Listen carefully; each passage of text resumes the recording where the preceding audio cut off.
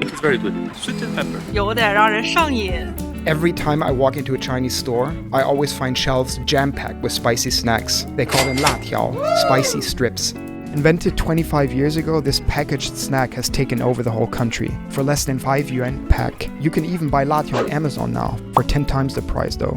Despite my love for this greasy snack, I have no idea how it's made, but people online have all kinds of ideas. I want to get to the bottom of this. So here I am in Majuqiao, a migrant neighborhood on the outskirts of the capital, looking for a store that makes fresh latiao.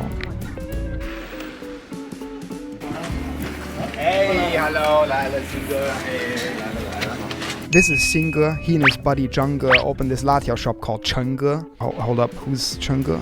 Anyway.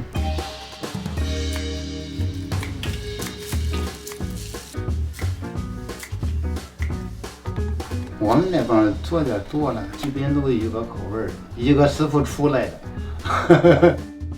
Unlike the packaged kind, it feels warm and soft. The spice is there, but not overbearing. 辣条好多人评价垃圾食品，这个就跟做家常便饭一样。拌好以后，才开始压面。从这儿进去，到这儿转一圈出来，到这儿拧压，挤压出来。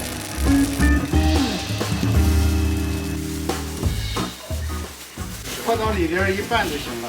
哦，孜然、辣椒、烧烤料，这一拌。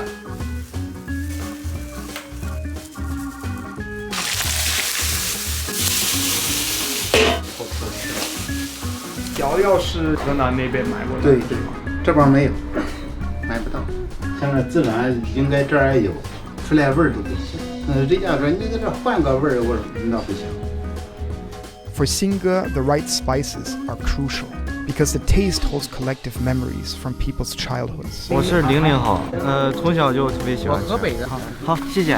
买的5香的，因为我不怎么能吃辣的。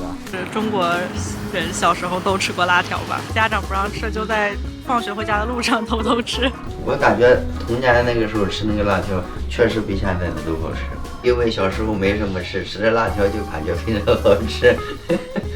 我买这吃的都是外地的，有些出来1年了，回家过年了。有些说啊，跟我老家的味道一模一样。This could explain why latiao sales kept growing even during the height of the pandemic, when things were hard to get. Because the memory of simpler times, the feelings of home and comfort, are essential, and latiao provides just that, one spicy strip at a time.